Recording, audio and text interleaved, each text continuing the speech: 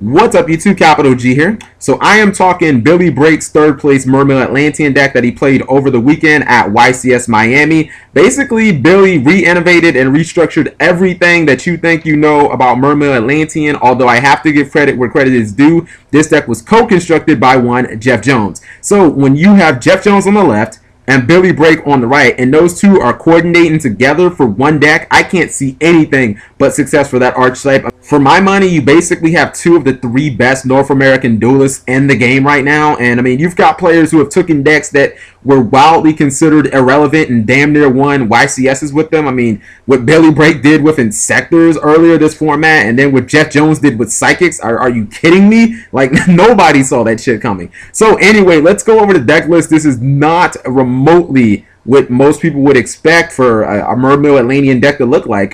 Just right off the back, where did your Nick Sundines at, kid? Where did your Nick Sundines at? Alright, so let's go into the deck list. Okay, so kicking things off, we have 3 copies of Deep Sea Diva, 3 copies of Atlantean Dragoons, 3 copies of Abyss Spike, 3 copies of Abyss Lynn, I like to call her Mermaid Bitch, 3 copies of Abyss Megalo, 3 copies of AbyssGaias, 3 copies of Atlantean Marksman, 2 copies of Abyss Gun, 1 copy of Heavy Infantry, and 1 copy of Abyss Lead.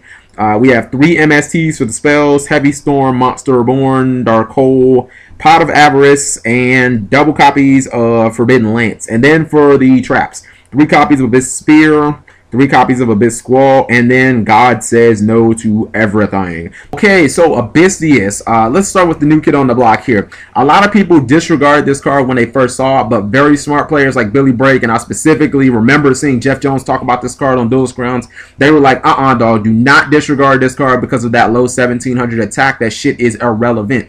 First off, it's a discard outlet, so it gets those Atlanteans out of your hand so that you can activate their effects. Second, it searches for any Mermail that's level 4 or lower. That means that you can add cards like Abyss Spike to your hand that you can normal summon later in the game or later that turn. Third, it's level 7, which means it makes for some very easy rank 7 Exceed plays with cards like Abyss Megalo, which we all know how good that card is, and then Abyss Lead.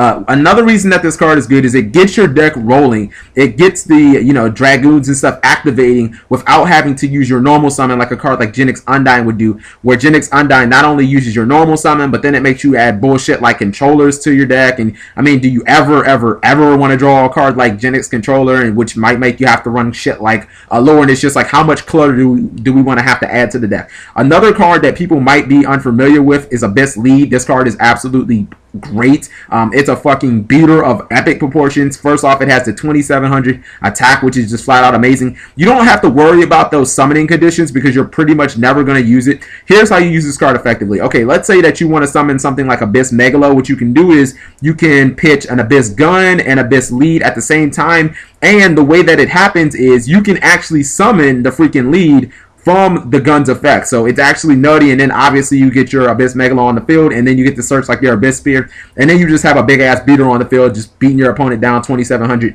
Another thing about this card that's fantastic is, let's say your opponent is stalling, or you think that you're playing like Exodia or something like that, Final Countdown, you think your opponent has like a Battle Fate or whatever, you can actually use this effect to pick cards out of your opponent's hand. I mean, it's absolutely game breaking against a deck like Exodia. You hit a piece of Exodia and just win. So I mean, you can just summon Diva, which can get you a Mermail card. Just get any Mermail on the field, activate the effect, and just start discarding. Another card that people haven't people probably haven't even heard of is Abyss Squall. This card is like one of the reasons that this deck is so freaking fantastic. Okay, here's what it does. It targets 3 Mermails, any 3 Mermails in your graveyard. It has to be exactly 3, so it's not up to. It has to be exactly 3 Mermails, and it puts them in defense position. So obviously you won't be able to OTK with those cards. Here's what you can do though. You can get the 2 7s, like, dead copies of Abyss Megalo, AbyssGaias, or the Abyss Lead, and then you can you can exceed into this motherfucker, the absolute king trident of Abyss. Man, he's just absolutely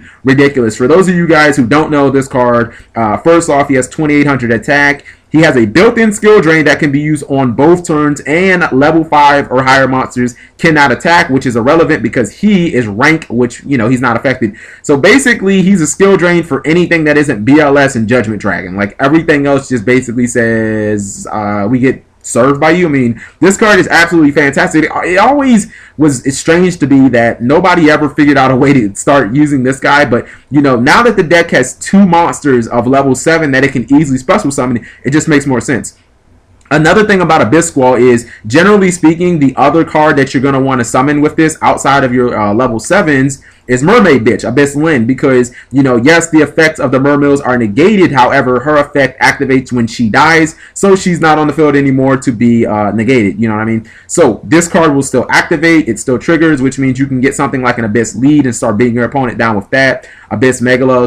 So Billy Brake did 2 very important things for Mermail Atlanteans. A, he sped up the deck immensely, and B, he just cut out the clutter. I mean, there's absolutely no wasted space in this deck. You know, he took out cards like Moulin Glacier, Salvage, Genesis Controller, cards where you don't ever want to draw them and they're just atrocious if you do like Controller, cards that only work when your graveyard is perfectly set up. You know, by taking out the Genesis Undines and adding the AbyssGaias in, what he was able to do was, not only was he able to save his normal summons for more important things like, you know, cards like Deep Sea Diva, but he didn't lose any consistency. He's still able to run a card that facilitates his win condition, but also has some really good XC play implications. He's able to search out for his key Mermails that he wants to play, and you know, his trap lineup is very solid because it's all about protection and just control. You know, when you run cards like Abyss Squall, not only does Abyss Squall lead to 1-card Gaioses, but you know, it also triggers the Mermaid Bitch, which just gets you another beater like Abyss Lead or another copy of Megalo. Solemn Judgment is just another perfect complement to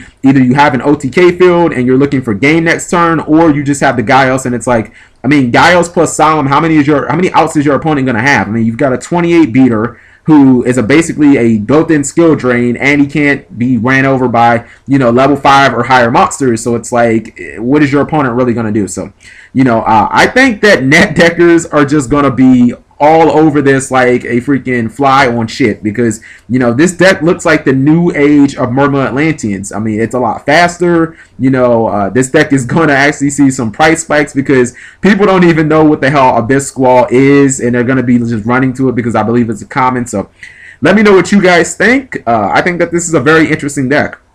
I think that Billy ran it well, but I don't think that everybody is going to initially understand how to run this deck, especially if you've just been running the old school version of Mermail Atlanteans this entire time. So thank you guys for watching. As always, check out my other videos. Subscribe if you haven't, because if you haven't, why are you watching me? And take care.